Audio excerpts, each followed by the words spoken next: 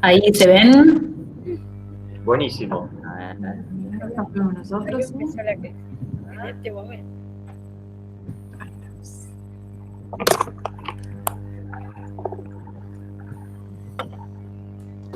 Ahí va. Sí. Perfecto.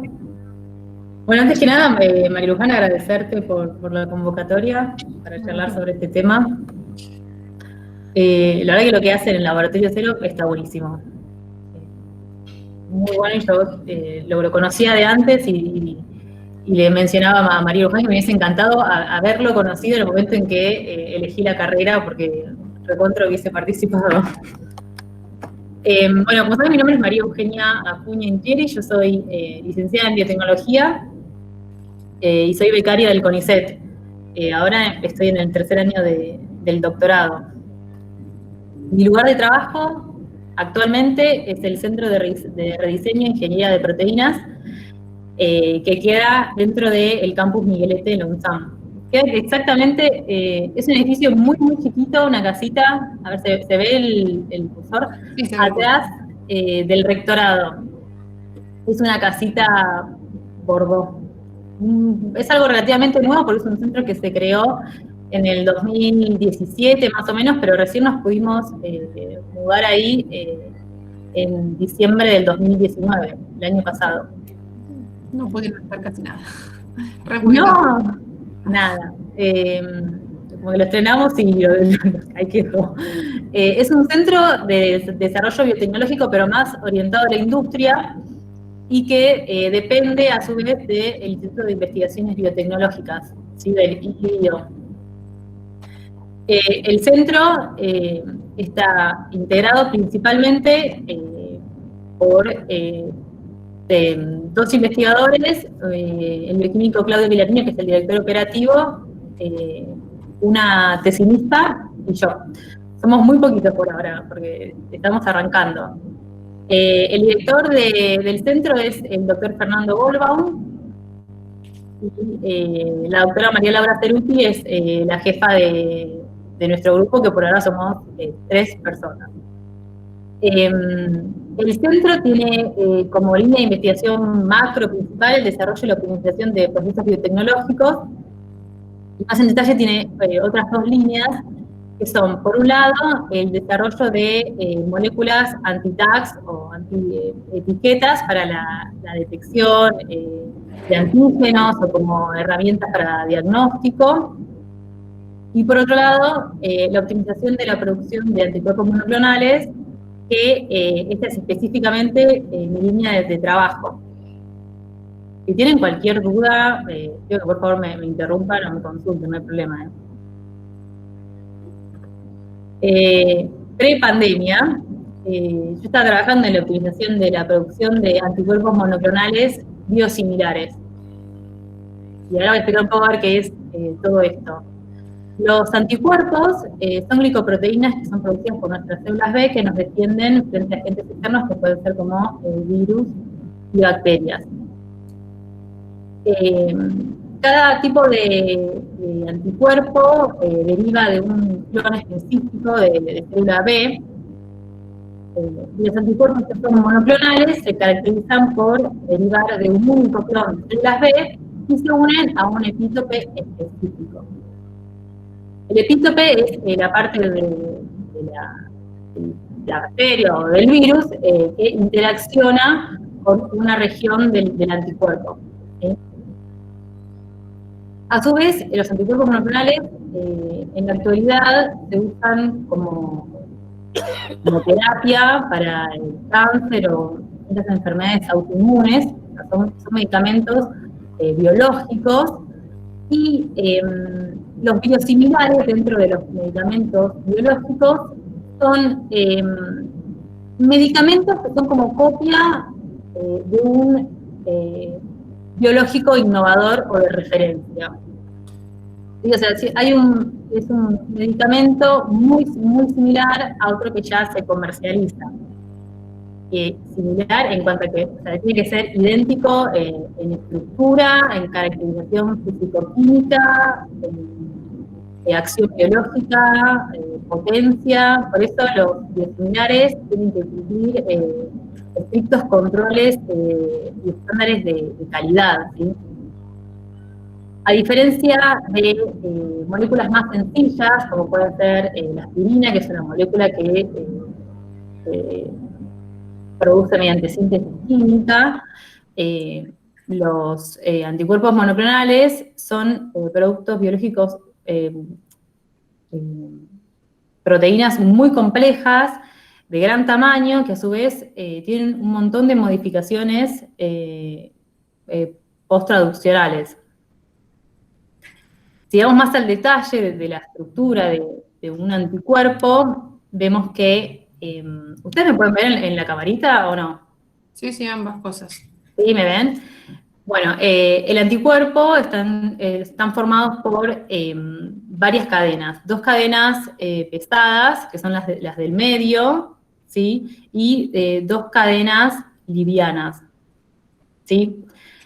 A su vez, los anticuerpos se pueden dividir en 2 regiones. Una región variable, que es esta región de arriba que estoy señalando, que es la que se une a las proteínas, y una región constante, ¿sí? Y mediante la manipulación con distintas enzimas, los anticuerpos se pueden como digerir y se puede separar la región variable, que es la que de la región constante, ¿sí?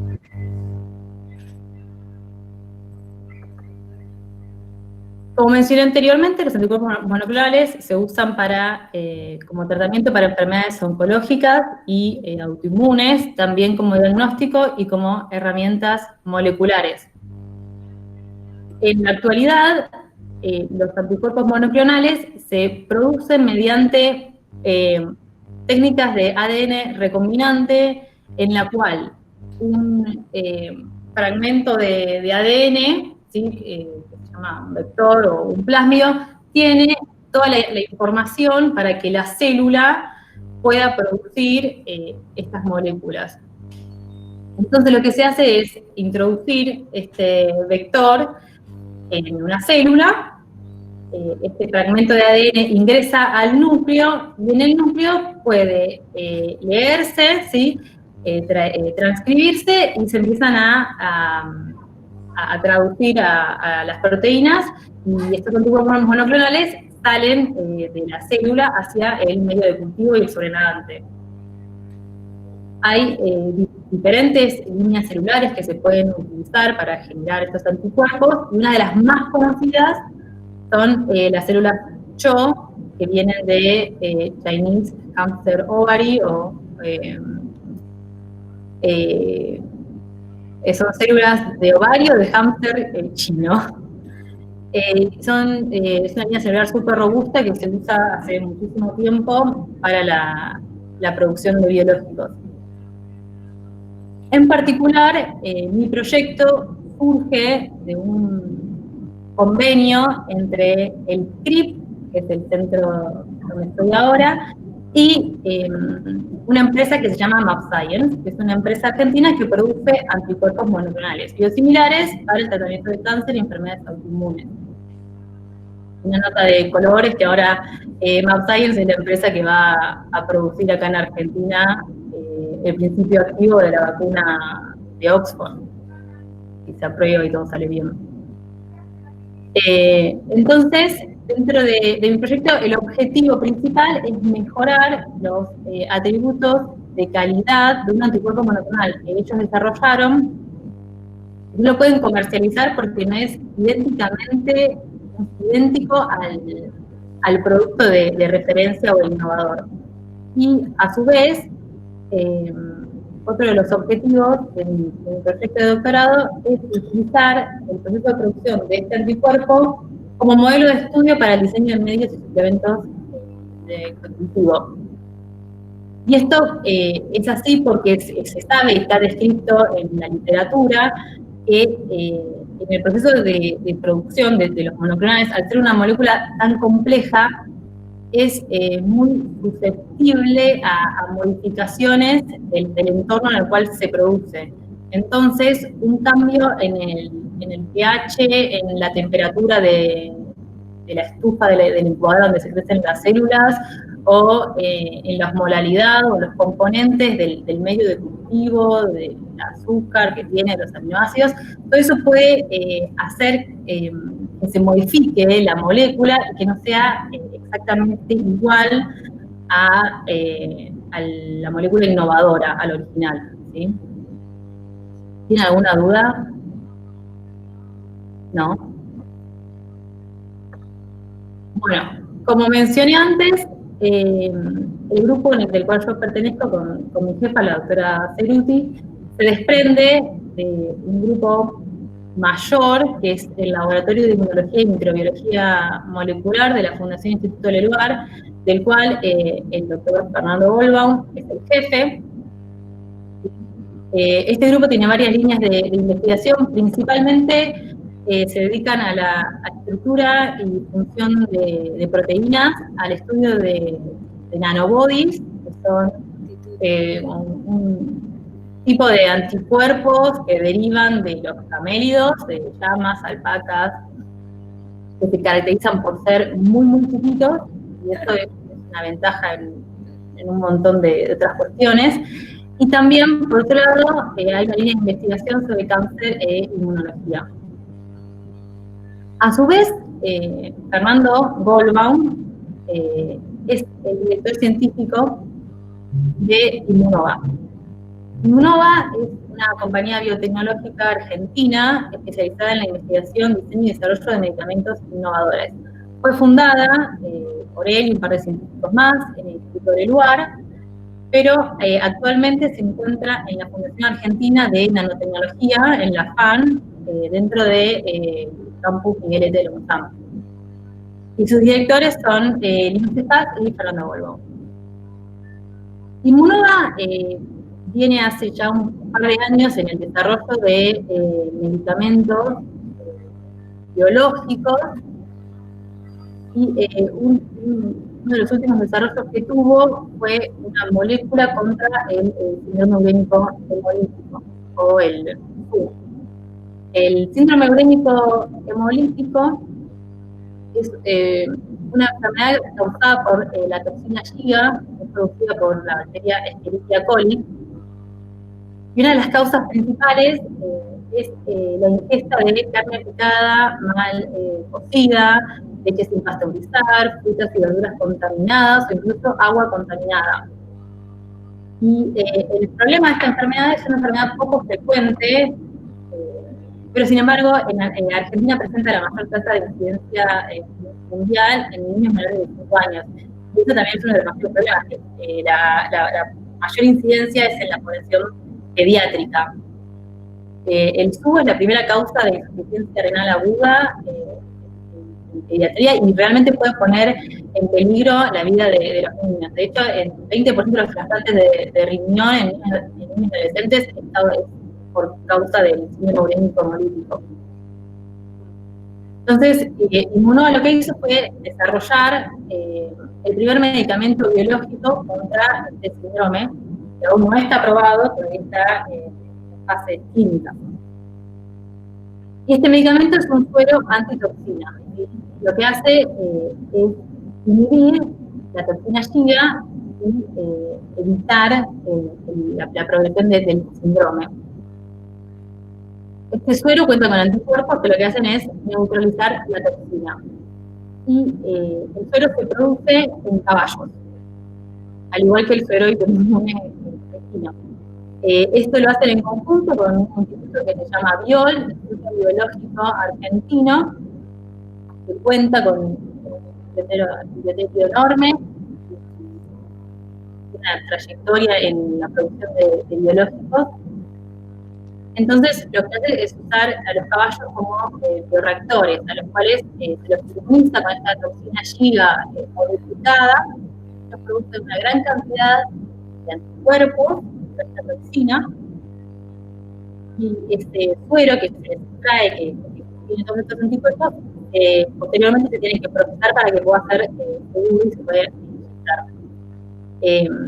Actualmente están en fase 3, lo que pasa es que, bueno, están en el medio de los centros clínicos y y empezó la pandemia, entonces esto quedó como medio trunco.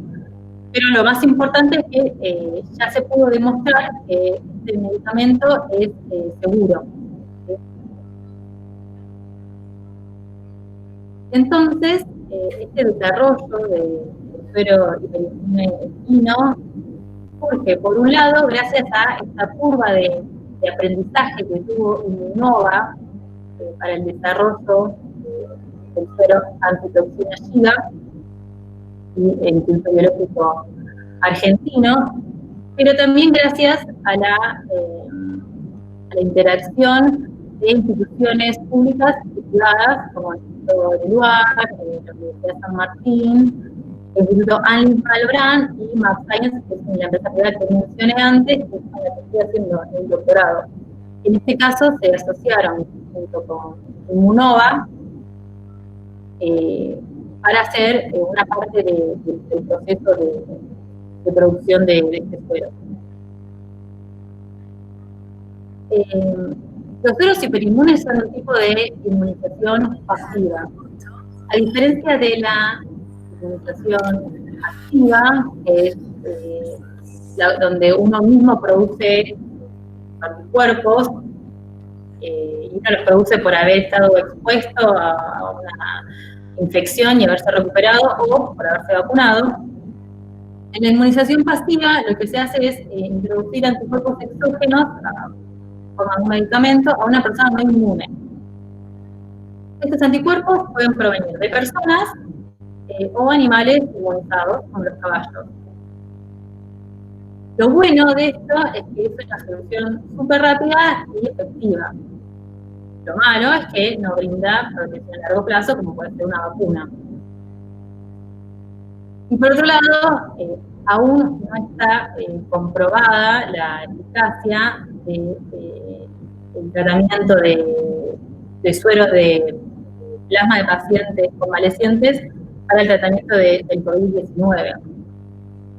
Más o menos, el esquema sería una persona que estuvo infectada con SARS-CoV-2, sería el nombre correcto del virus, y desarrolló esta enfermedad. Al recuperarse, generó anticuerpos neutralizantes contra el virus que se encuentran en su plasma. Entonces, al extraer el plasma y transfundirlo a una persona que está acusando la enfermedad, se supone que eso tendría que mejorar el estado general del paciente.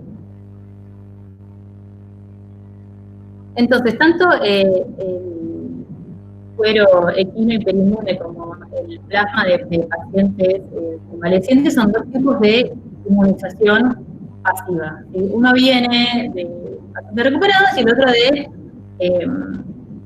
caballos que fueron inmunizados con una proteína viral. Hay un par de diferencias. Por ejemplo, en el caso del plasma de pacientes, la cantidad de anticuerpos es muy variable, depende del estado inmunológico de cada persona. No todas las personas desarrollan el mismo título de anticuerpos. En cambio, está probado que los equinos pueden producir una gran cantidad de anticuerpos, y aparte de los anticuerpos que posteriormente se pueden concentrar. Por otro lado, el plasma de pacientes es un bien finito, ¿sí? O sea, no, depende de la cantidad de pacientes que tengan y aparte de la voluntad de donar que tengan las personas. Por otro lado, el plasma equino es instalable, necesito más plasma, necesito más caballo nada más. Por cada paciente se pueden obtener entre 3 o 4 dosis de plasma. En cambio, por cada caballo se pueden obtener hasta 1000 dosis. Es una diferencia enorme. Como mencioné antes, depende de la voluntad de las personas de ser donantes, y también no todos los pacientes están en condiciones de donar. Y por otro lado, lo que se vio en ensayos in vitro, en el laboratorio, es que el plasma equino hiperinmune es con entre 50 y 100 veces más potente para neutralizar al virus que el promedio del plasma de pacientes convalecientes. Este estudio se hizo en el laboratorio Anlis Malbrán, en el cual se cultivaron virus, ¿sí? y luego se infectaron células humanas. Se hizo en el Malbrán porque es el único lugar en este momento, ahora no sé si habrá otro más, que tiene un laboratorio de bioseguridad tipo 3 para poder manipular virus vivos. Entonces lo que se hizo fue infectar células humanas y se probaron distintas concentraciones, tanto de plasma equino como de plasma de pacientes recuperados, y se vio que el plasma equino era bastante más potente que el promedio del plasma de pacientes de convalecientes. Normalmente el virus infecta a las células y las mata entre 3 y 4 días. Una pregunta que se hacen muchas personas es, bueno, ¿por qué todo esto se hace en caballos y no cerdos, vacas? Principalmente porque hay una historia previa de sueros equinos. Un alemán llamado Emil von Behring, a finales del siglo XIX, principios del siglo XX, cura la difteria en niños a partir del plasma de caballos que habían sido inmunizados con esta bacteria. Entonces, ya desde hace muchísimos años hay como toda una tradición de usar plasma equino como para el tratamiento de distintas enfermedades, y en realidad se usa como suero para la mordedura de serpientes, o alacranes, o antirrábicos. Lo que tienen los caballos es ahí se escucha un poco de fondo. Tienen una volemia alta, o sea, tiene un volumen de sangre más o menos 7 veces mayor que las personas, entre 35 y 45 litros de sangre. Y tiene una gran capacidad de producir anticuerpos y a su vez se pueden hiperinmunizar. ¿Qué quiere decir esto? Se pueden darles repetidamente varias dosis con una gran cantidad de proteínas para producir estos anticuerpos. Y algo que hay que aclarar siempre es que el plasma de los caballos se extrae por un procedimiento que se llama aféresis, en el cual no es que se saca toda la sangre del caballo, que se sacrifica. Simplemente lo que se hace es, como en el caso de las personas, de los pacientes convalecientes, se extrae la sangre y de la sangre se separa la porción que sería el plasma de la porción que tienen los glóbulos rojos, los glóbulos blancos y las plaquetas, que esa última parte vuelve al caballo y después de un par de días se le puede volver a repetir este procedimiento. Puede ser producido a gran escala y es altamente seguro. El suero que producía Emil von Behring no era seguro, de hecho, bueno, mató un par de niños, pero porque en ese momento no se sabía la desventaja que podría llegar a tener el uso del anticuerpo como una molécula entera. En la actualidad, los anticuerpos sufren un proceso biotecnológico por el cual se modifica una parte de su estructura y eso hace que sean mucho más seguros y que no produzcan reacciones de inflamación o alérgicas. En Argentina, como mencioné antes, el Instituto Biológico Argentino es el laboratorio que produce este tipo de sueros en caballos. En particular, ¿cómo es que funciona este suero hiperinmune? El virus del SARS-CoV-2 en su membrana está todo recubierto por una proteína que se llama spike o espía, es una proteína protuyente, que esta proteína es la que interacciona, a ver, ahí está, con un tipo de receptor, los receptores AC2, que están en las membranas de las células humanas, ¿sí? Y al interaccionar y unirse, esta unión lo que hace es permitir la fusión y la internalización del virus a la célula.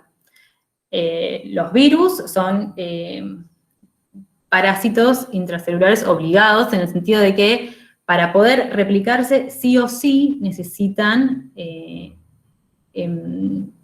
infectar una célula y adueñarse de toda su maquinaria de replicación. Ellos mismos, por sí solos, no pueden replicarse. Entonces, un anticuerpo específico que pueda unirse a la proteína Spike del virus del SARS, al unirse lo que haría es bloquear la unión de esta proteína con los receptores de la célula humana. Entonces, al bloquearse esa interacción, el virus no puede entrar a la célula, no puede replicarse y se evita la infección y la propagación. En este caso, nosotros decimos siempre que la proteína Spike del virus funciona como una llave para poder ingresar a la célula.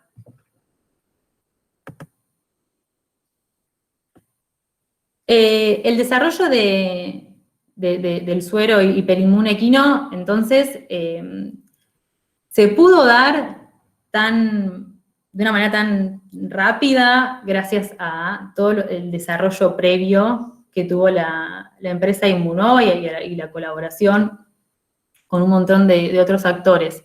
El primer paso es la obtención de esta proteína Spike, ¿sí? Lo que hacemos nosotros, en realidad, para no manipular virus, es obtenerla de manera recombinante. Lo que hacemos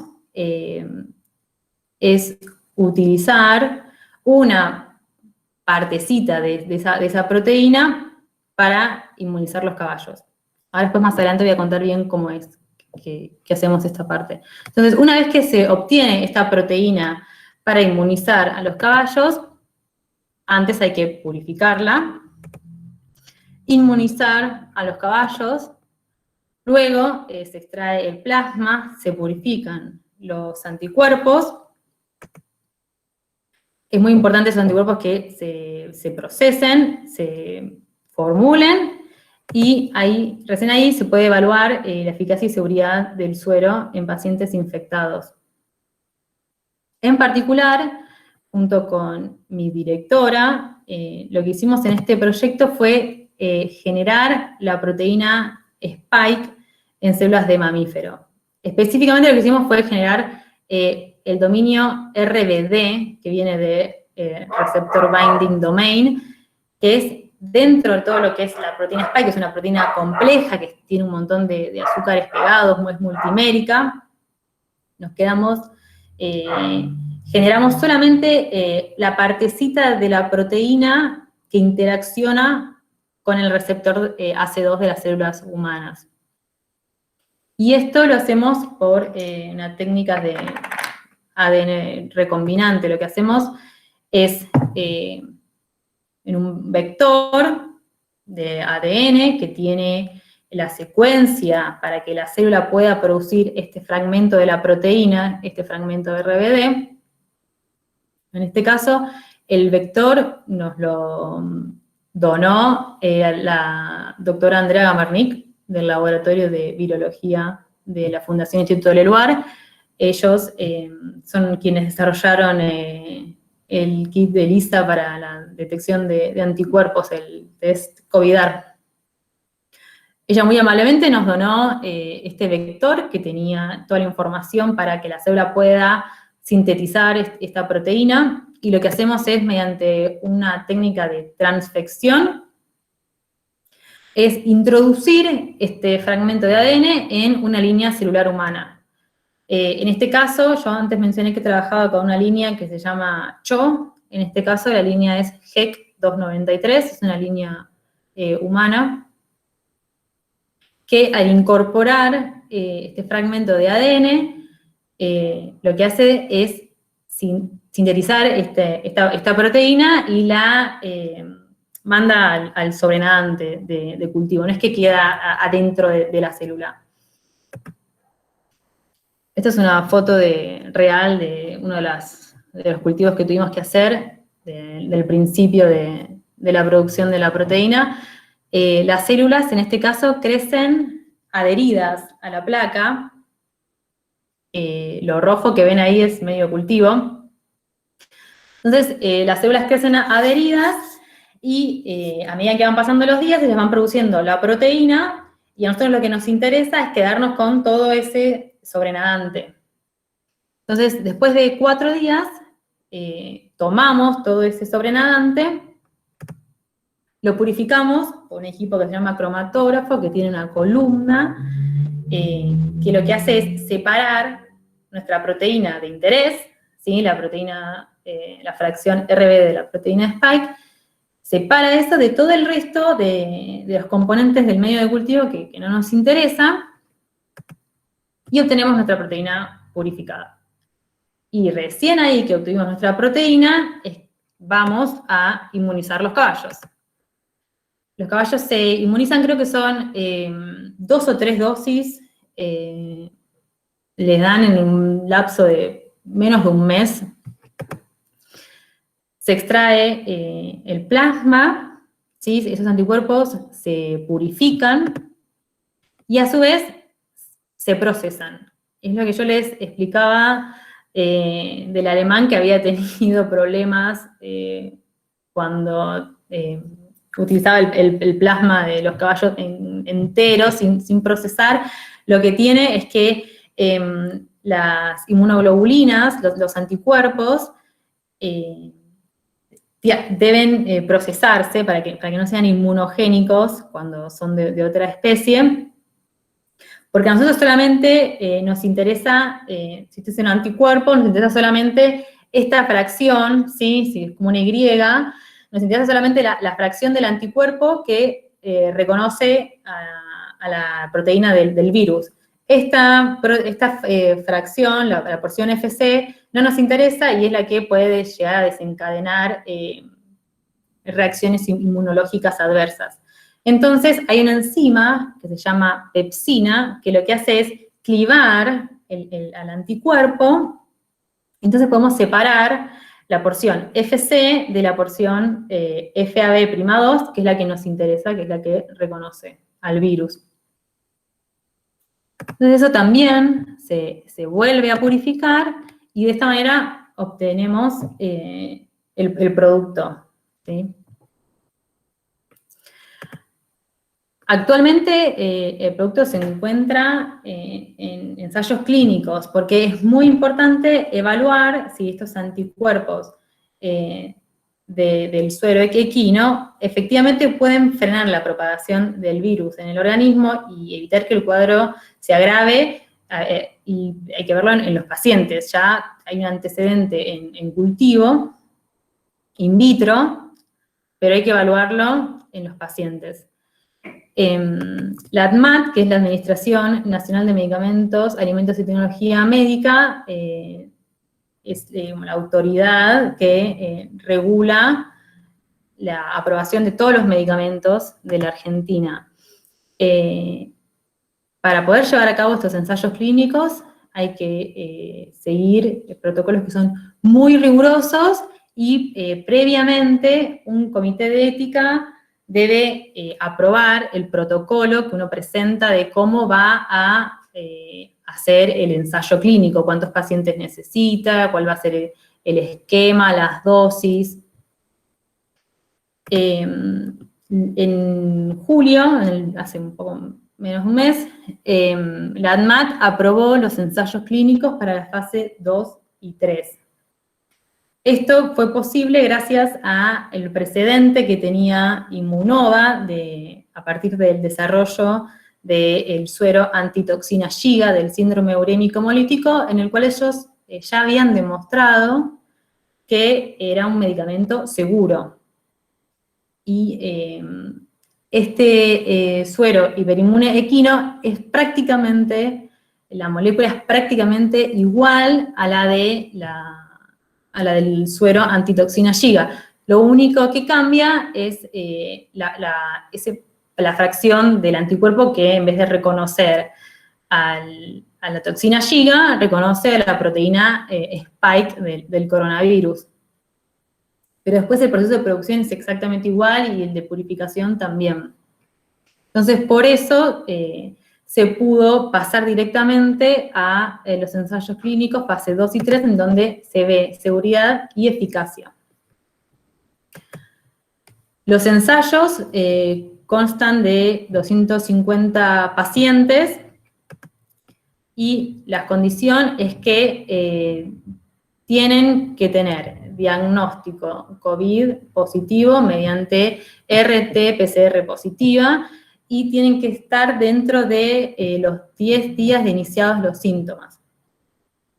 El objetivo de este suero hiperinmune es cubrir la falta de anticuerpos que tiene el paciente al principio del desarrollo de la enfermedad, porque recién, más o menos a los 10, 14, 10, 12 días, el cuerpo empieza a generar anticuerpos para poder defenderse del COVID.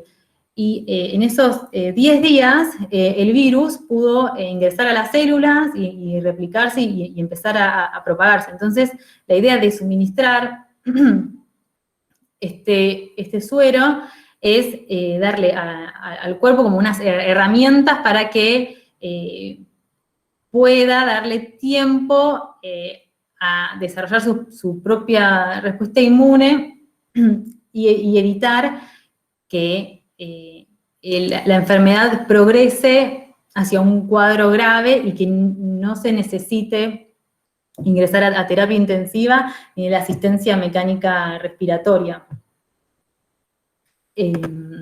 Hay varios hospitales involucrados en los ensayos clínicos. Dentro de la capital está el Sanatorio Güemes, el Pirovano, el Hospital Cuenca Alta de Cañuelas y el Instituto Médico Platense de La Plata. Así que bueno, estamos muy entusiasmados por los resultados de las pruebas clínicas. Si tienen alguna duda.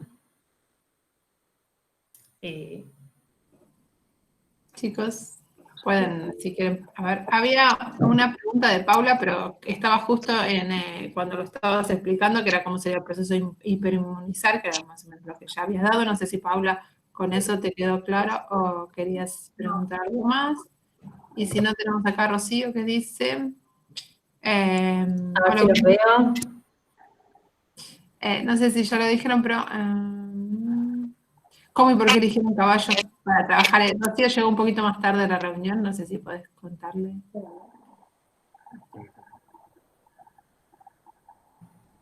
¿Cómo? Rocío llegó un poquito más tarde a la reunión, dice, y pregunta cómo y por qué eligieron trabajar con caballos. Perdón. ¿Caballos? Bueno, Rocío, vamos a la diapositiva que explica lo de los caballos.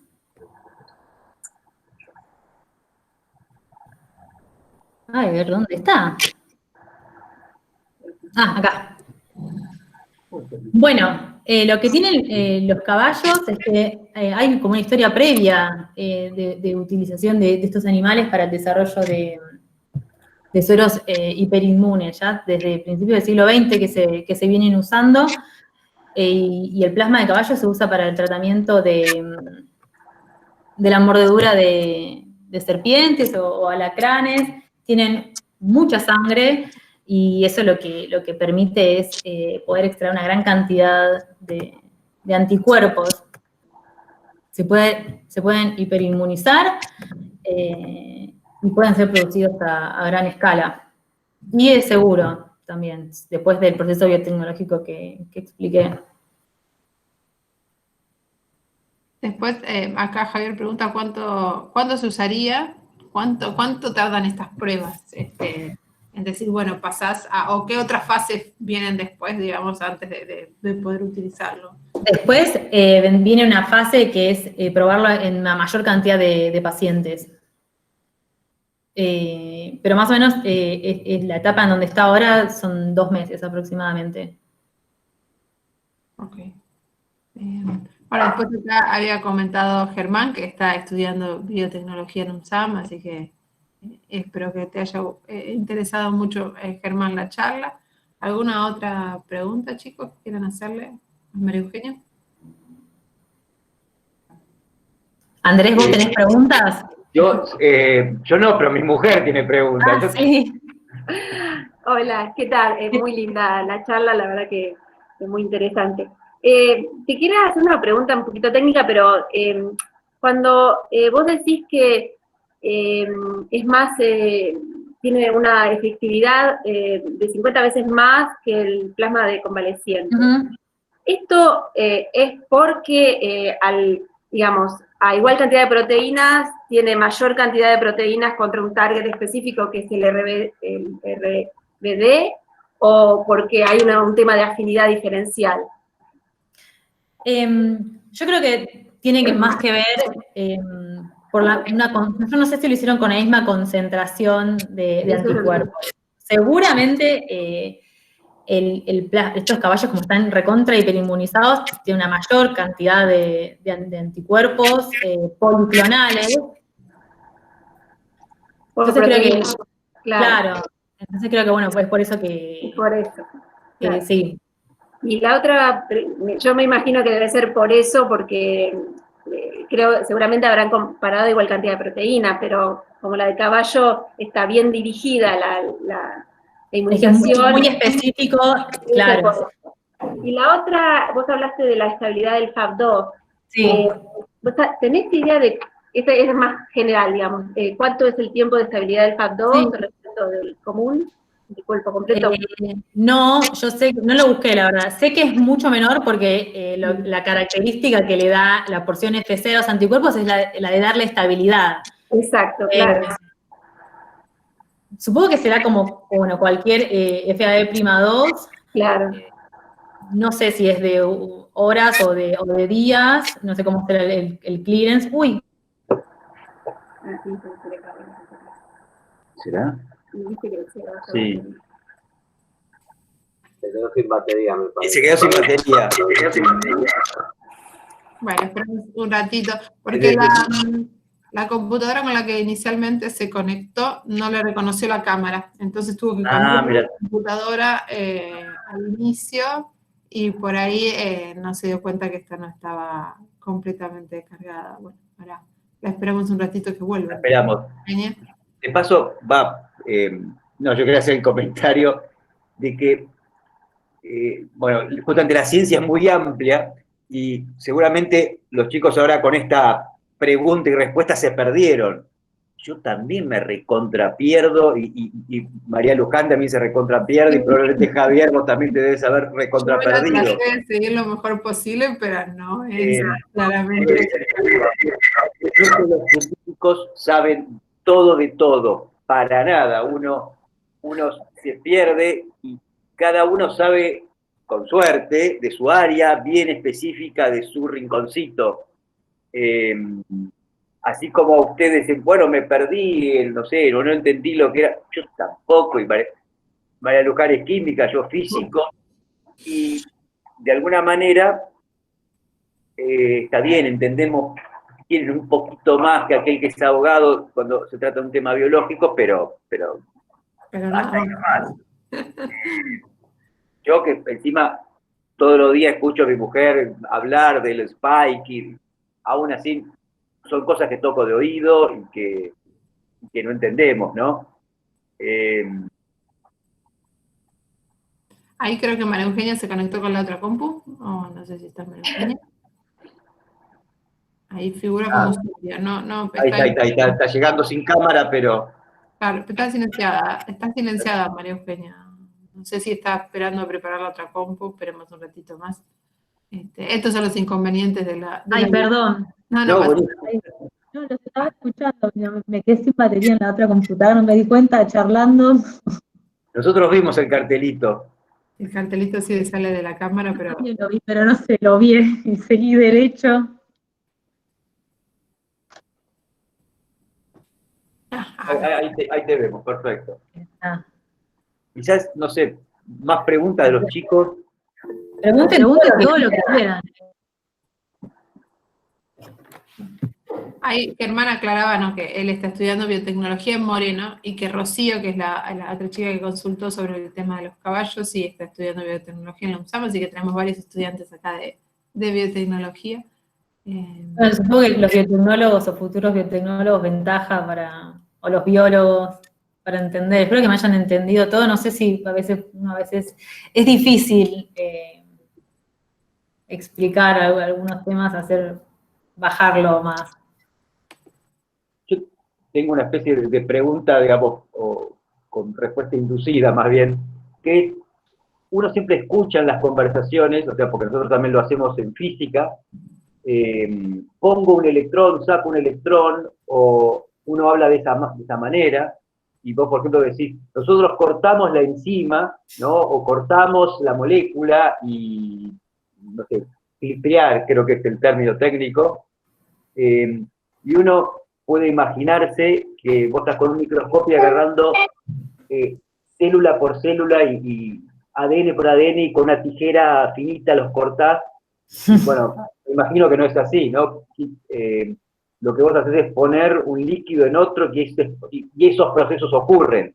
Exacto. Eso quizás contales, ¿cuáles son tus herramientas? Vos en tu laboratorio, ¿qué tocás?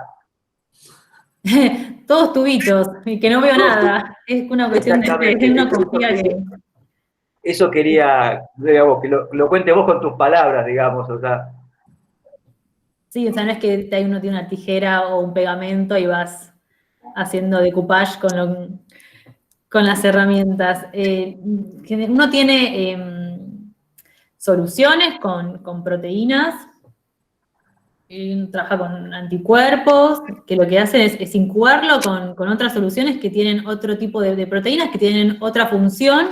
Algunas son enzimas que reconocen algunas partes de estas proteínas. Bueno, ahora contesto eso. Y lo que hacen es estas enzimas clivar a las proteínas, o hay otras enzimas que clivan el ADN, y así uno va armando todo. Clivar es un sinónimo de cortar. Sí, perdón. Sí. Acá en el chat hay dos preguntitas, una de Santiago y otra de Germán. Santiago dice, bueno, llegó un poquito tarde a la charla, dice, ¿este suero podría ganarle a la vacuna rusa? Bueno, no, son dos cosas distintas. La vacuna lo que hace es generar una inmunidad a largo plazo. Ahora no se sabe muy bien cuál va a ser el plazo, pero la vacuna genera una inmunidad activa, y este suero lo que hace es darte una herramienta. O sea, uno ya está infectado, y lo que hace es darte una herramienta a tu sistema inmunológico para que pueda ir agarrando esos pedacitos del virus y evitar que los virus ingresen a la célula. Pero en el caso de la vacuna, uno no está infectado, es preventivo. ¿Hay una posibilidad de que esto también pueda ser usado como preventivo, o sea, entre comillas, como vacuna? Yo no sé, honestamente, si esto se podría dar, porque lo que decía tu mujer, yo no sé muy bien cómo puede ser el tiempo de vida media, cuánto te puede durar esta inmunidad que te dan tener los anticuerpos en sangre. Honestamente, no, eso no lo sé. Si se le puede dar a personal de salud, por ejemplo, que tiene que estar expuesto, no lo sé. Ahí Germán le quedó, dice, medio inconcluso el tema del spike. Dice, ¿cómo sería como la proteína que cubre el virus y el suero actúa específicamente sobre esto? ¿Cómo sería la pregunta? Dice Germán, lo del spike me quedó medio inconcluso. ¿Sería como la proteína que cubre el virus y el suero actúa específicamente sobre este? Exacto. Sí. El spike es una proteína que decora, está todo alrededor del virus, y lo que hace el suero es una solución que tiene un montón de anticuerpos específicos contra esta proteína spike que decora al exterior del virus. Y al unirse estos anticuerpos a la proteína spike, lo que hacen es que esa proteína no pueda interaccionar con las células humanas. Entonces, al no poder interaccionar, no ingresa, no infecta, no se replica. Germán, eso contestó tu pregunta. ¿Querías alguna otra aclaración? Genial, dice Germán. Acá Marcela cuenta una anécdota sobre el bar en el laboratorio jugando con tubitos, dice. Marisol dice, hola, soy estudiante de tecnología de la UNSAM y quería saber cómo es la elección del tipo de línea celular que utilizan. ¿Hay algún criterio? Hay algunos tipos de líneas celulares que se usan más para hacer transfecciones estables y otra para hacer transfecciones transientes. Por ejemplo, una transfección estable sería cuando el ADN se incorpora al genoma de la célula y esa célula, junto con todas sus células hijas, toda su descendencia, va a producir esa proteína porque se integró en el genoma. A ver si fue muy rápido. Y hay otro tipo de transfección, que es la transiente, que es la que hacemos nosotros, en el cual el vector, el ADN, no se incorpora al genoma de las células, sino que queda en el núcleo y si bien se produce la proteína, después de unos días ese vector se degrada, ¿sí? Se pierde. Y la célula puede seguir viviendo, pero esa proteína ya no se va a producir más. Y también hay distintas líneas celulares para producir, depende qué proteína quieras hacer, hay unas mejores que otras. No sé si eso contesta la pregunta. Marisol, sí, dice, se entiende, gracias. ¿Alguna, chicos, otra pregunta que quieran hacer? También hay otros sistemas de expresión de proteínas. Nosotros usamos células humanas porque es una proteína que... Sí. Ahí. No, termina. Ay, no me acuerdo lo que estaba diciendo. Bueno, que hay distintos sistemas para sintetizar proteínas, distintos sistemas biológicos. Pueden usarse bacterias, levaduras o células de mamífero. Depende qué es lo que uno quiera expresar, sintetizar, armar. Depende de esa molécula qué características tenga.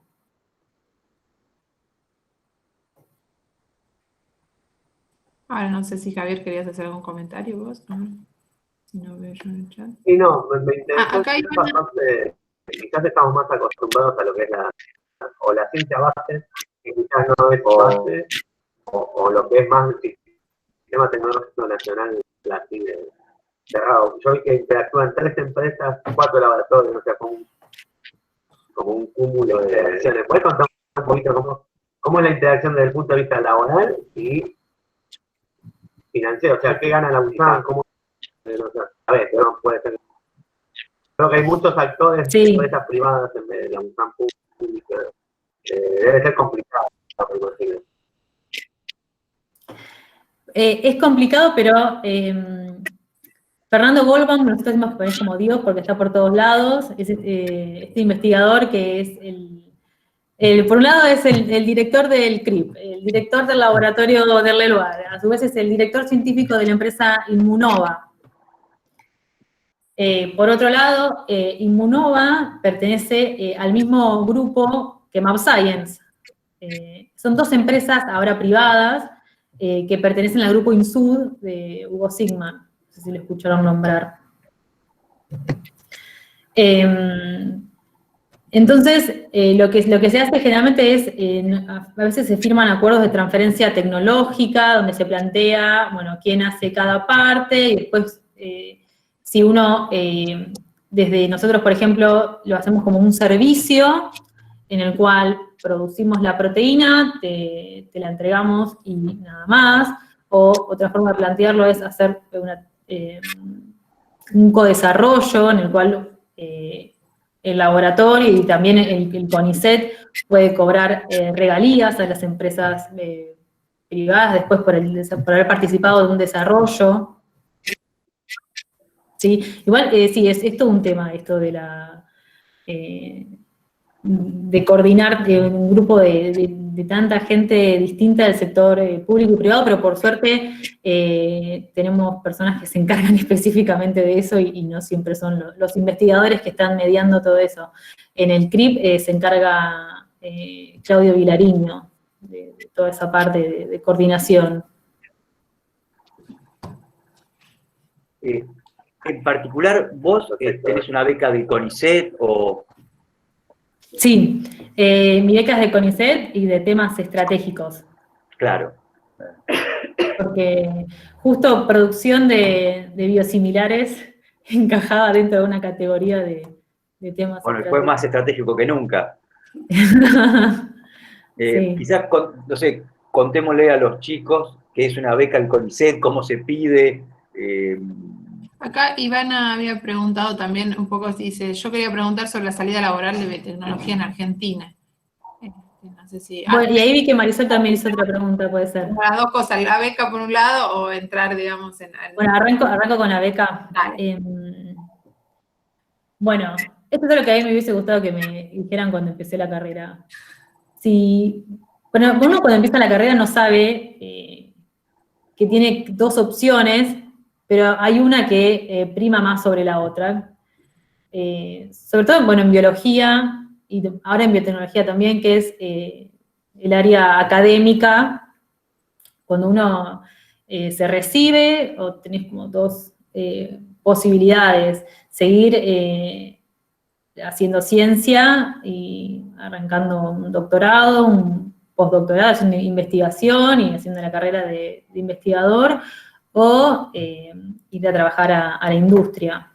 Lo que tiene la industria en Argentina es que para los puestos para los que está preparado un biotecnólogo o un biólogo molecular, lamentablemente no hay muchos puestos que impliquen desarrollo, optimización de procesos, como que las empresas no tienen afianzada esa área. Si no, uno tiene que ir a las partes más de regulatorio, que ya eso no es nada de mesada ni de trabajo de laboratorio, es más papelerío. Si uno quiere hacer investigación y seguir la vía académica, digamos que la ruta es más o menos así. Empezás la carrera, la verdad es que tenés que tener un buen promedio porque la beca CONICET es bastante competitiva y de hacer una pasantía, una tesina de licenciatura para tener y afianzarte también en el manejo de hacer los experimentos y de trabajar en la mesada. Y una vez que te recibiste, puedes presentar o en el último año ya de la carrera, te puedes presentar a la convocatoria de las becas de CONICET. Hay un montón de áreas distintas, está bioquímica, medicina, yo estoy en tecnología, es otra área. Y para presentarte tenés que tener un plan de lo que sería tu proyecto de doctorado, y te presentás también, obviamente tenés que mostrar todos tus antecedentes académicos. La beca dura 5 años, y uno se tiene que anotar al programa de doctorado de alguna universidad. Por un lado está la beca, pero por otro lado está la carrera de doctorado de una universidad, que puede ser la UBA, la Universidad de San Martín, la que sea, y a lo largo de esos 5 años uno tiene que asistir a congresos, ir a hacer cursos, dar seminarios, y como seguir formándote. Justo Marisol preguntaba, mientras eras estudiante, ¿hiciste alguna pasantía? Que está un poco relacionado con lo que vos dijiste antes de presentarte, uno hace alguna pasantía o algún trabajo. No sé si puedes contarle un poquito. Sí, lo que yo hice fue la tesina de licenciatura. En la Universidad de San Martín, mucho no promueven que uno haga pasantía porque piensan como que te saca tiempo de estudio de las materias. Pero cuando yo me recibí, ahora no sé si lo cambiaron, pero es obligatorio hacer una tesina. Entonces, en el último año, mientras estás cursando algunas materias optativas, haces una tesina de licenciatura, que es como una pasantía, en la cual vos estás 1 año, 2 años en un laboratorio, en un proyecto de investigación, y escribís una tesina sobre eso que hiciste. Justo hoy te comentaba que había venido Agustina Portu, ella es la que se encarga de los trabajos finales de los chicos de la carrera de biotecnología ahora en UNSAM, hace un par de años que está trabajando, los chicos tuvieron una charla con ella porque además ella se dedica, es biotecnóloga y se dedica a la parte de BNCT, estaba en eso, entonces también los chicos estudiaron. No sé si, Ivana, ¿querías alguna pregunta más, Ivana o Marisol? No, yo quería, o que lo aclare María Eugenia o nosotros, cómo es que uno hace una tesina. Típicamente uno va y le pregunta a un profesor de la facultad si puede hacer la tesina con él, o un profesor de la facultad te lo propone, o uno va y golpea la puerta de un laboratorio y dice, ¿se puede hacer la tesina acá? Digo, son las... o acá agrega, Lucía, mi mujer, agrega por internet. Sí. No sé, ¿cómo es lo más usual en biología o en biotecnología? ¿Cómo fue tu caso, quizás? En el caso de la universidad, como está el Instituto de Investigaciones Biotecnológicas y hay un montón de investigadores, generalmente hay una cartelera donde los investigadores ponen notitas que están buscando un tesinista o incluso un tesista para hacer un doctorado. Y ellos ponen en esta cartelera el proyecto, cuáles son las técnicas que uno tiene que hacer, los requisitos, porque algunos piden requisitos, otros no. Es así, o también mucha gente busca laboratorios por internet, dice, me reinteresa este laboratorio de tal instituto que trabaja en cáncer, no sé qué, me voy a mandar un mail a ver si están buscando, así de cara rota, y muchas veces que sí, que los entrevistan y los toman para hacer la tesina, que es una pasantía. Claro, pero uno tiene que escribir una tesina, ¿no? Uno tiene que escribir todo el proyecto, una introducción, toda tu metodología, los experimentos, los resultados y una conclusión. Claro. Aclarémosle a los chicos que no es que uno, cuando se está por recibir, tiene que uno que escribís el proyecto, te lo da tu director, te dice, vas a estudiar esto, léete todos estos papers, léete todos estos libros, y vas a escribir e investigar, hacer tu trabajo sobre esto, ¿no? Exacto. Sí, yo cuando empecé pensaba que, no, yo tengo que pensar, ¿cómo hago para pensar, qué investigar, no sé qué? Claro. No. ¿Cuál es la diferencia entre tesis y tesina? El tamaño.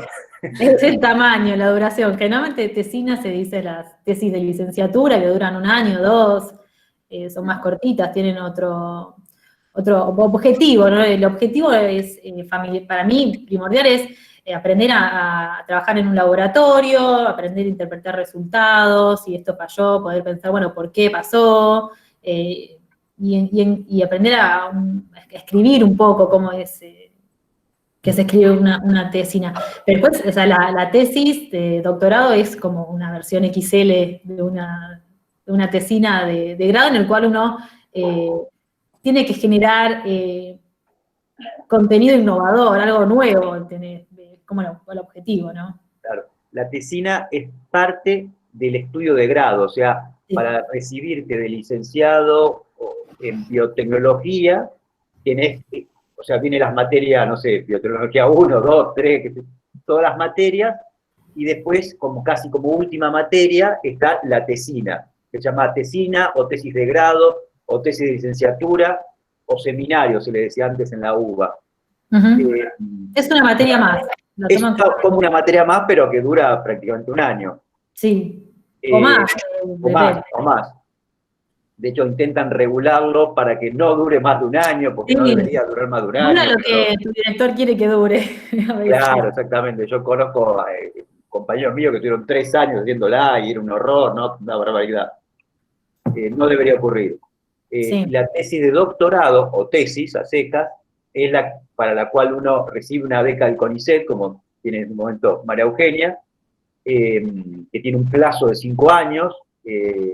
Ahí se espera que como resultado de una tesis se publique, y quizás esta es otra de las preguntas. Todo eso es lo usual, y esto que ocurrió con la pandemia es que a vos te digan, tu tesis de doctorado no importaba, vos tenés que salvar al planeta, vos tenés que salvar las vidas, entonces posponé tu tesis de doctorado, no sé, eso se habló previamente, a vos te van a dar un año más, o de beca, Eso creo que todavía, a los que estaban por terminar el último año sí, se les extendieron la beca, pero nosotros, los que estamos en el tercer año, creo que por ahora yo no sé qué va a pasar, si lo van a extender o no.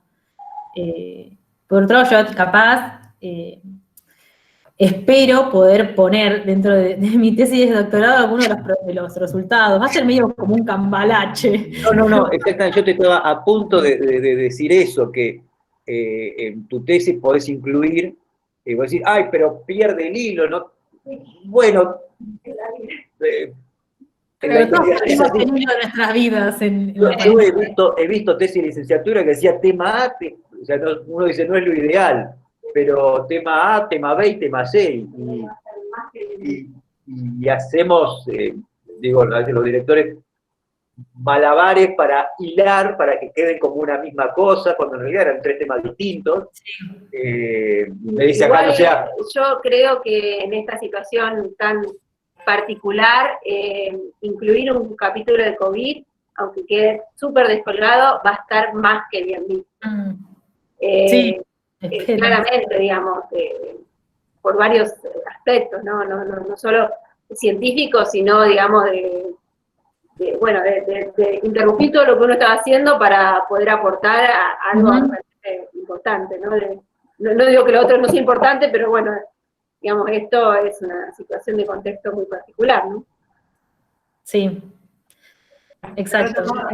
Más allá del contexto, muchos de los doctorados, a mí me pasó, a Javier también le ha pasado y a mucha gente de mi grupo, uno empieza con un tema y después en el medio no salió, no dieron el resultado que tenía que dar y va mutando también, digo, más allá de esta situación súper particular. Sí, las tesis van mutando a lo largo de los años también. Que van cambiando con los años. Acá Rocío preguntaba, dice, como Rocío era la chica que había entrado un poquito más tarde, dice, ¿cómo surgió la idea de este suero o cómo llegaste vos al proyecto? Si podrías contarle de nuevo. Sí. Bueno, el proyecto del suero hiperinmune contra el SARS surgió de Fernando Goldbaum, que ya tenía como esta tecnología de estos sueros anti-algo, es una técnica muy robusta, era, digamos, muy aceitada, todo, entonces lo único que hizo fue cambiar el blanco de este suero, o sea, en vez de que sea contra el síndrome urémico hemolítico, lo hicimos contra la proteína Spike del coronavirus.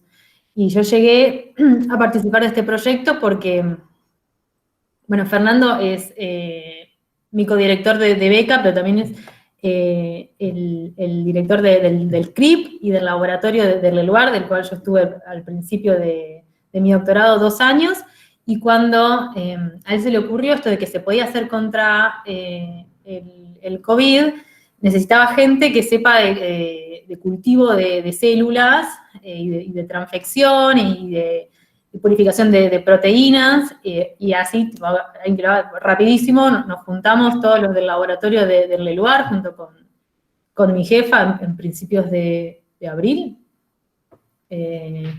Y fue también gracias al aporte que hizo la doctora Andrea Gamarnik del laboratorio de virología, que nos donó el vector y las células también, que pudimos empezar a producir esta proteína para poder inmunizar a los caballos tan rápido.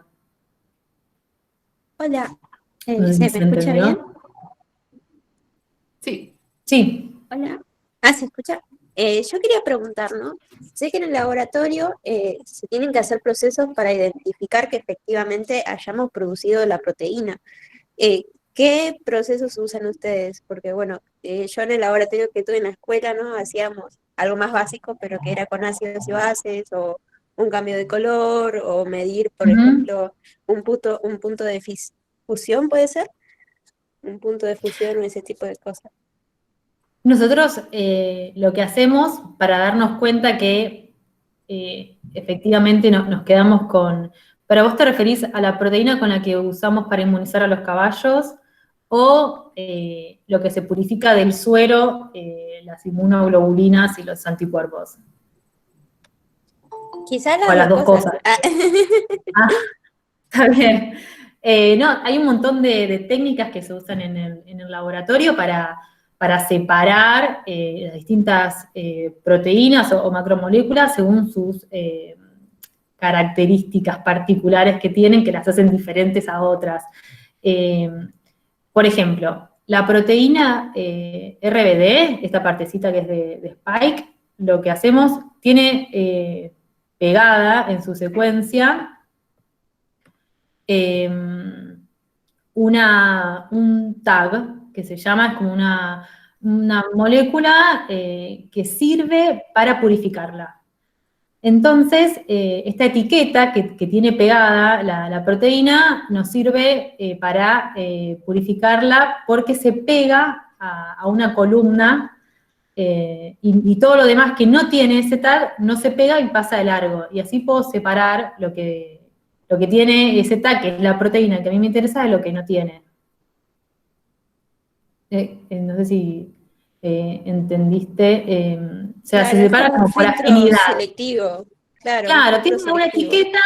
etiqueta que me permite seleccionarla por sobre todas las cosas que no tienen esa etiqueta.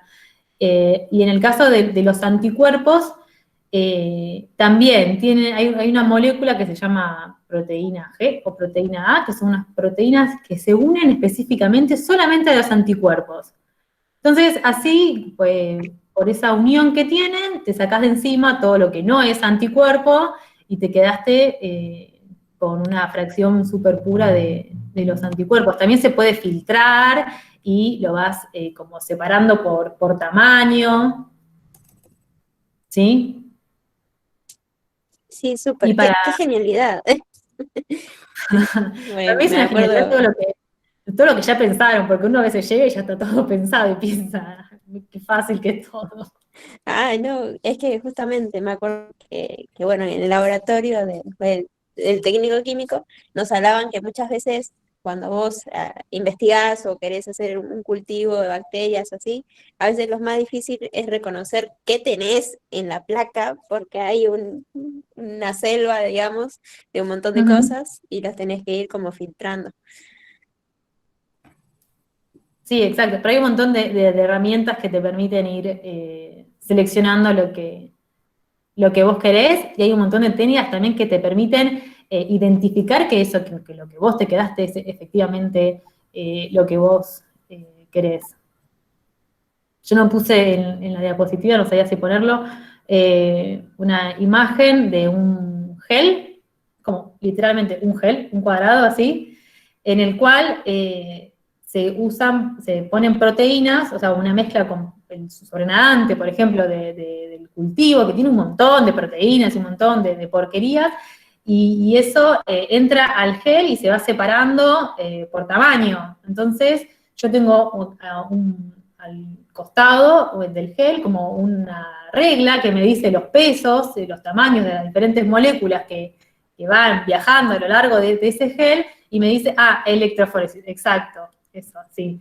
Y eso me dice, bueno, qué tamaño es, y si lo que yo quiero tiene una franja muy específica, clara de ese tamaño que yo espero, bueno, infiero que posiblemente sea eso.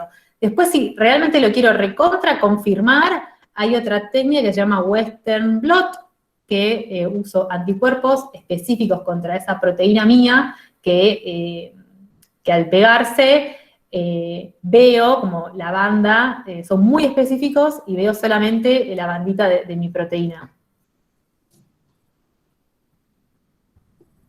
Bueno, acá había una pregunta que quedó de Marisol que más o menos yo se la contestó, que era referido a los montos de beca y si eso permiten ser después independientes de sus padres o uno tiene que pensar. Y es un tema polémico el monto de la beca. Sí, sí.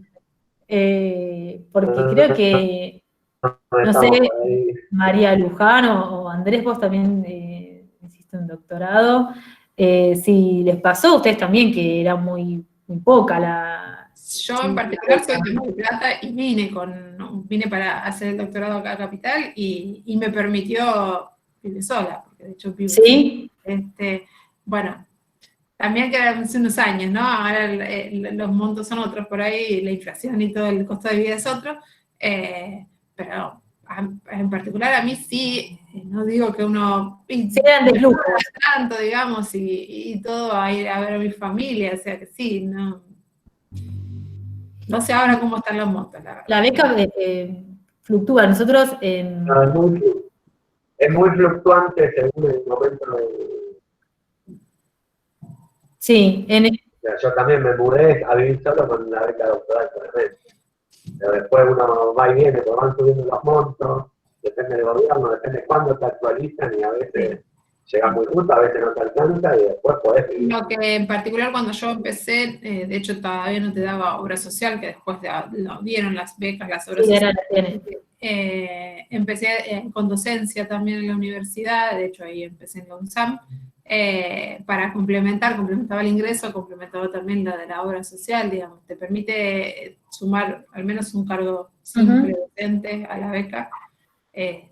Incluso el CONICET de alguna forma también te incentiva a que lo hagas, porque bueno, es una forma de transmitir estos conocimientos que uno va adquiriendo también, ¿no? Dando clases. Yo hice mi doctorado en los 90, ¿no? Estaba recién haciendo la cuenta en el aire, y creo que medido en dólares cobraba lo mismo que ahora, en dólares, ¿no? Que si uno lo dice a nivel internacional es paupérrimo, es tristísimo. Creo que medido en dólares era más caro en los 90 el costo de vida que hoy. O sea, en los 90 estaría peor, pero ligeramente, ¿no? Un factor 2. En aquel momento, yo en el doctorado, bueno, hice 2 partes, una parte la hice acá y yo vivía en la casa de mis padres y daba clases, era docente, entonces en ese sentido no tenía problemas. Y después la otra parte del doctorado la hice en Alemania, donde tenía una beca de Alemania y bueno, ahí todo bien. Todo bien, tampoco es que en Alemania la beca de doctoral no cobra una fortuna para nada, cobra para vivir como estudiante, ¿no? Que significa alquilarse una casa una pieza en una casa, una pieza en una casa, no me alquilaba una casa. Yo alquilaba una pieza en una casa de una señora, ¿no? Donde alquilaban muchos estudiantes, éramos 4 o 5 estudiantes, cada uno alquilaba una pieza. La señora esta terminó siendo mi madre adoptiva, o sea, pasaron 20 años, yo hasta el día de hoy la llamo por teléfono y le hablamos, y charlamos. Fue una de las experiencias, bueno, no importa, esa es otra historia, más linda de interacción o de conocimiento con esa familia. Pero no solo en los 90 se cobraba poco, había también se cobra hoy en día precio de la tarea científica. La famosa frase, que los científicos vayan a lavar los platos, fue de los años 90, salió en el diario una caricatura de Einstein, no caricatura no, una foto trucada de Einstein lavando los platos. Y es cierto, uno tiene que comer tanto los 90 como acá, como en esta época, pero creo que por lo menos la valoración en los medios que tiene el científico en estos tiempos no estaban en los años 90. Cuando yo decía, voy a estudiar física, me decían, taxi o pasaporte, o sea, o te vas del país o manejas un taxi. Acá no hay trabajos para físicos, vas a manejar un taxi. Resultó no ser cierto. No manejé un taxi, viví de la física. Me dedico a esto, no a más bien fortuna, sin duda que no lo voy a hacer. Yo vivo de la física. No es no es el método para hacer fortuna, sin duda que no lo es. Las becas estuvieron bastante peor, ahora están, bueno, mejor, no sé, es muy política la discusión. Mejoraron en enero, nos dieron por lo menos a los becarios Mejoraron, sí, sí, sí. postdoctorales, dieron un muy buen aumento, pero porque también estaban muy retrasadas. Estaba muy retrasada. Yo, no, digamos, no, yo ya no cobro una beca, cobro como investigador, pero sí lo viví, digamos, muy directamente porque vino una becaria postdoc de Brasil acá, ¿no?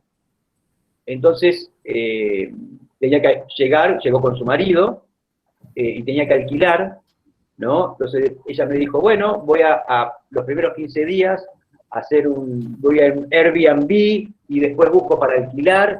No te van a romper la cabeza, no te va a alcanzar el sueldo. Entonces, vino 15 días a casa, ¿no? Desde casa, bueno, consiguió donde alquilar y bueno, y tuvo que hacer malabares para que a ella le alcanzase para poder alquilarse. O sea, lo consiguió y alquila un departamento muy lindo, y lo paga con su sueldo y todo bien, pero requirió bastantes malabares financieros, ¿no? ¿Cómo sueldo? Es stipendio, ¿no? Perdón, es stipendio. No te escuche nadie porque Javier, ahí quedan un... justamente, Javier tiene bastante actividad, está bastante involucrado en, no sé cómo llamarlo, en actividades de decir, bueno, de defender a ver cuáles son los derechos de un becario, cuáles son los... cuánto cobran, cuánto dejan de cobrar.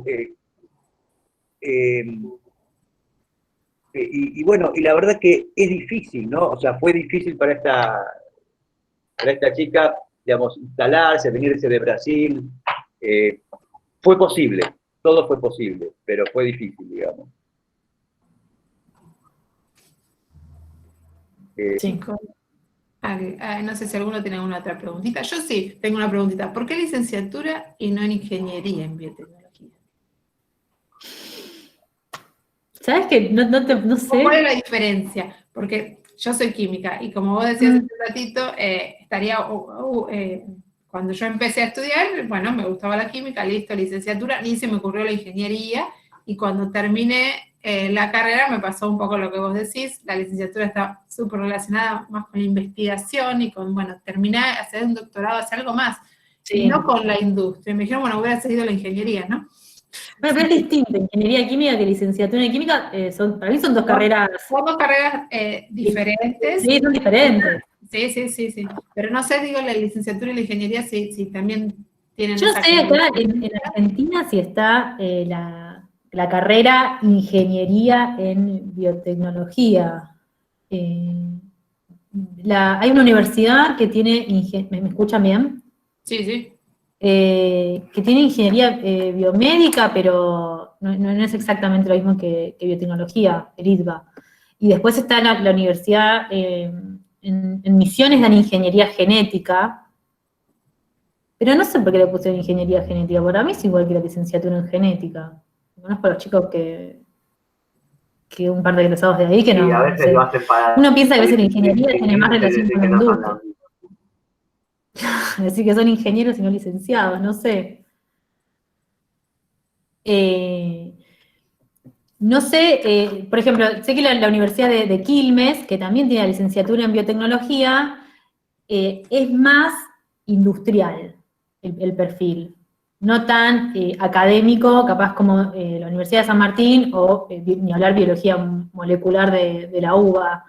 Ellos tienen materias que tienen más que ver con la producción en la industria, bioreactores, algo de regulación.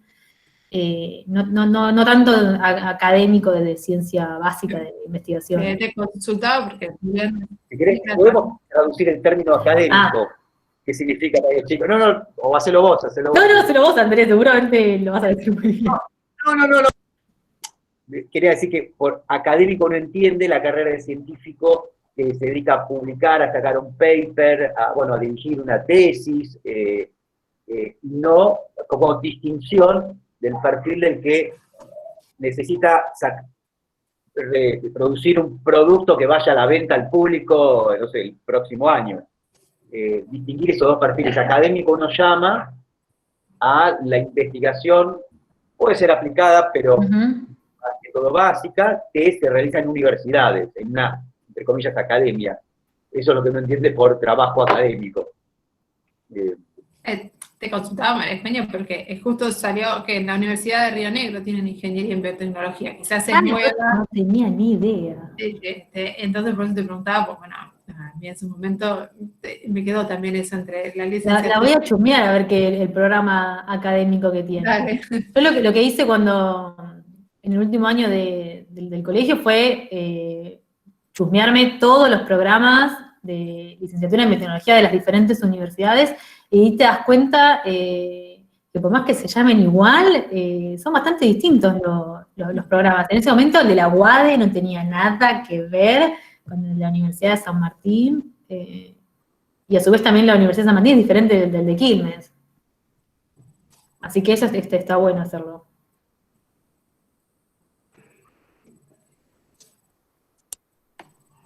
Germán, bueno, mencionaba así, que quizás algo bueno, para ti es eso, biotecnología. que uno cuando No, está bien. que uno muchas veces los chicos se anotan en carreras sin haber visto bien el programa, y quizás uno debería analizar las diferentes alternativas de la misma carrera, entre comillas, y ver cuál está más a gusto uno, ¿no? Si es ingeniero, licenciatura. A mí muchas veces me han llamado ingeniero siendo licenciado, porque me dedico mucho a tratar de hacer transferencias, a vincularme con gente externa a la academia, entonces piensan que soy ingeniero, y no lo soy, porque yo estoy un poco más así. Si uno me pregunta, ay, quizás debería haber sido ingeniero en su momento, en vez de físico, no sé. Pero bueno, uno tiene que estudiar, uno tiene que ver los programas de las carreras y comparar y ver cuál está más a gusto uno lo que va a ver.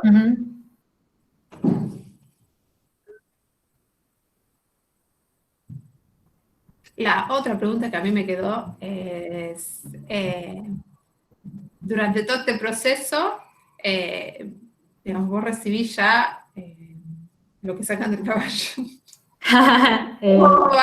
¿Y trabajás desde esa, digamos, de esa primera etapa, o solo, digamos, trabajas en mesa de laboratorio? ¿Cómo? Creo que no te escuché muy bien. Sí, si vos trabajás desde el comienzo, digamos, desde trabajar con el caballo, a extraer hasta llevarlo a la mesa de laboratorio, si solo haces el trabajo en la mesa de laboratorio, digamos, más tuyo. No, lo que hacemos nosotros es el producir la molécula que le inyectamos a los caballos. Todo lo de los caballos y eso nosotros no tenemos mucha idea cómo es el proceso, porque lo hace Biol, esta otra empresa. Ellos tienen los caballos, son los que los inmunizan, le sacan el plasma, todo eso. Y después a Immunova vuelve ese plasma purificado y procesado, y ellos hacen otras pruebas, de pureza, de identidad.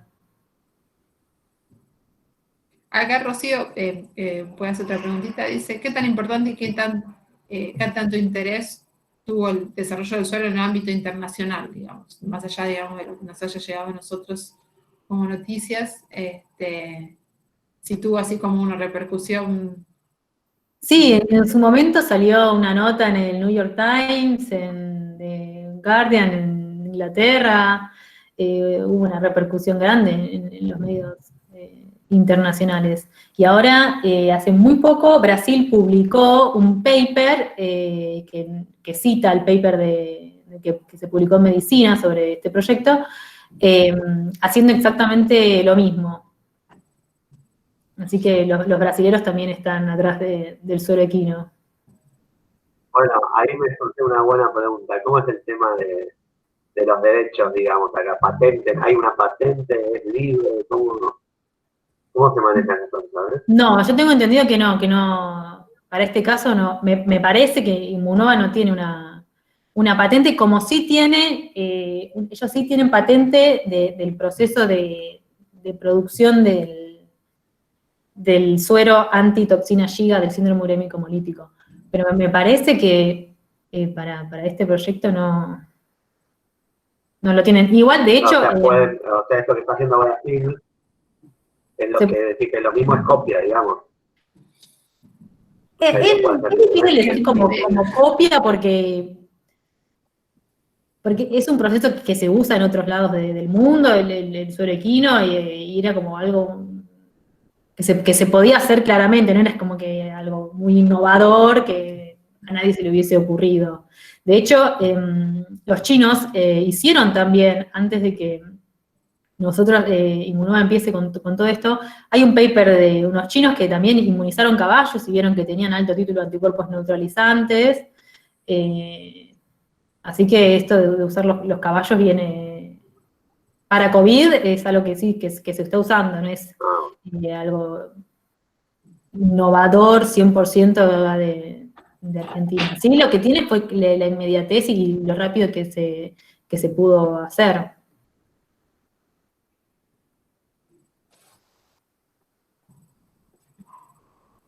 No sé si eso,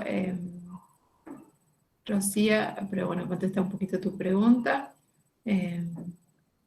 ¿Alguna otra, chicos, que quieran aprovechar que tenemos en María Eugenia? El año pasado nosotros habíamos organizado los distintos temas como en bloques, y el bloque de biología era algo que nos había quedado súper pendiente, así que te agradecemos muchísimo que hayas podido estar. Creo que los chicos, hay varios del año pasado que están participando, porque qué bueno. La idea son charlas nuevas, esperemos que el año que viene también puedas venir. Sí, está buenísimo, yo los felicito por todo esto que hacen, es muy bueno. Lo voy a difundir en las escuelas acá de zona oeste, les voy a decir a los chicos que vayan al laboratorio cero. Esperemos que el año que viene estemos en condiciones de hacerlo nuevamente presente. Bueno, está el Instagram, que ahora la tenemos el principal. Sí, para los chicos. Sí, yo se lo pasé a una sobrinita mía que estaba en la disyuntiva de estudiar ciencia y no sé qué, y vine y me consultó. Le dije, fíjate que está este taller que se llama Laboratorio Cero. También le recomendé las charlas que estaban en el polo científico, que había como un taller también de ciencia. No me acuerdo ahora el nombre. El C3, algo así se llama. Sí. Que también tienen charlas de ciencia, pero estas cosas hay que divulgarlas, porque están buenísimas. Sí, exacto. El Centro Cultural. Sí.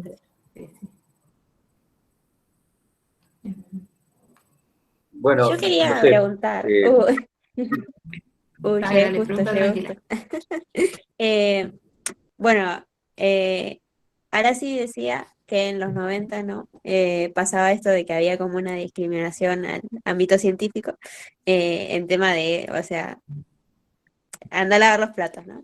Y ahora, a medida que pasaron los años, eso fue cambiando, pero ¿cómo creen que ahora lo va a tomar la sociedad, digamos, después de este giro enorme, ¿no? Porque toda la comunidad científica está trabajando más o menos en comunidad para tratar de afrontar la situación. ¿Cómo creen que ahora va a estar visto, ¿no? a la comunidad, o sea, la comunidad científica por la sociedad? ¿Creen que se va a fomentar más ahora? Tipo, ahora el nuevo éxito será ser científico. Contestalo vos, o no sé, o lo contesto yo. Yo creo que los biólogos van a ser los héroes de, no sé, de este siglo XXI, ¿no? Que los biólogos, los biotecnólogos, los médicos, aquellos que nos saquen de esta pandemia. La situación de pandemia no es que nunca ocurrió en la historia, ocurrió, ya todos saben, entre 1918 y 1920 con la mal llamada gripe española, pero creo que en ese momento no hubo mucha respuesta científica, fue devastadora, ¿no? Se calcula que murieron entre 50 y 100 millones de personas. Y no sé, cuando terminó la Segunda Guerra, equivocadamente alguien dijo, o alguien pensó, la Segunda Guerra la ganaron los físicos por la bomba nuclear, ¿no? Entonces, lo más importante que podía tener un gobierno eran físicos nucleares y físicos para hacer cohetes, tanto de exploración espacial como de tener las armas digamos, los de misiles intercontinentales. Las grandes potencias se esmeraron en tener ese tipo de desarrollo tecnológico. Creo que esto puso sobre la mesa la relevancia de la biología de un modo así brutal, ¿no? O sea, el planeta está paralizado, las economías se caen por un virus, y la herramienta para combatirlo está en manos de los científicos, en particular del área biológica y biotecnológica.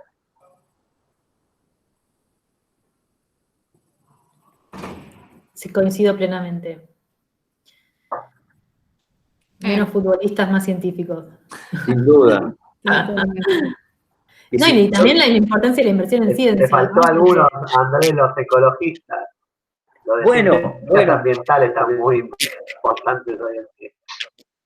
Es que la primera, yo tengo muchos amigos no científicos, ¿no? Entonces me dicen, ¿pero cómo nadie lo sabía? Digo, había un paper de unos chinos del año 2007 que decía, literalmente así la frase, el gran reservorio de virus que contienen los murciélagos, ¿no? que se venden en el mercado de Wuhan, son una bomba de tiempo, así decía, bomb of time, ¿no? Así literalmente. Y nadie lo escuchó. Hay tantas advertencias que puede dar la ciencia y no son escuchadas, como por ejemplo, no sé, no fumen, no sé, no coman azúcar, no sé. Tantas advertencias. El calentamiento global es una advertencia a los gritos que hace la ciencia. Es un hecho, recontramide. Y bueno, y sí, qué sé yo. Sí, pero nadie le da bola. No, hasta que están hasta acá. Hasta que nos llegue el agua a la rodilla, nadie le da. ¿Y nadie avisó? Sí, ¿cómo que nadie avisó? Entonces, exactamente, Javier, la próxima pandemia va a ser la ola de calor que va a derretir los polos. El derretimiento de los polos. Y saldremos flotando. Por ahí. Chicos, antes de que... La película de Kevin Conner que hay que empezar. Waterworld. Ya que sea de Kevin Conner, mi vieja me saca de película. Antes, chicos, de saludar, digamos, y de terminar la clase, quería recordar Todos los millennials que el 27 finalmente se lanza el Saucom 1B, si no pasa nada, ¿sí? Para el que quiera estar atento a la transmisión del lanzamiento. ¿Sabes, Javier? ¿Te acuerdas, Javier, a qué hora? Porque yo me olvidé a qué hora se lanza exacto de... A ver. No, la verdad no. ¿Ahora 27 de agosto o de septiembre? Ahí ya puse también. 27 de agosto. Este jueves se tiene que lanzar. Si no pasa nada, el lanzamiento. 20, supongo que sea Acá, ¿no? Sí. Matías. Les copio ahí la información que tenía para aquellos que quieran seguirlo. Esperemos que se lance finalmente. Sí, que ya no tengamos más retrasos y se lance finalmente. Es el texto de la del Este, ¿no? Sí. Si no tienen ninguna consultita, agradecemos nuevamente a María Eugenia por participar. Muchísimas gracias. No, gracias a ustedes por la invitación. Bueno, mil gracias tanto por esta charla como por lo que hacés, por salvarnos a la humanidad. Es un trabajo de un montón de personas, la verdad. Sí, bueno, pero... Un montón de profesionales. Me imagino, vas a trabajar, te exponés, salís, sos personal esencial, no sé, los físicos nos declararon prescindibles y nos mandaron a guardar, ¿no? Los guardaron.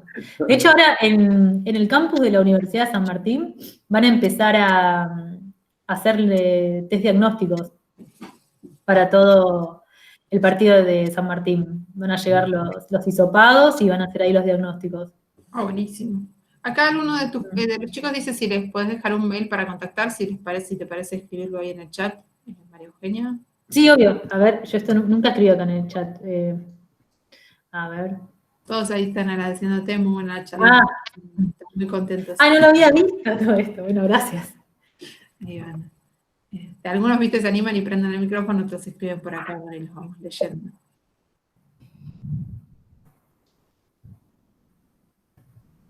Y el sábado que viene, para recordarles, el sábado que viene, Andrés, espérate que perdí el calendario que lo tenía a mano.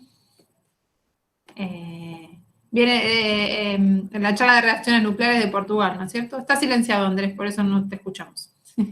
Pero es para hablarle a las chicas.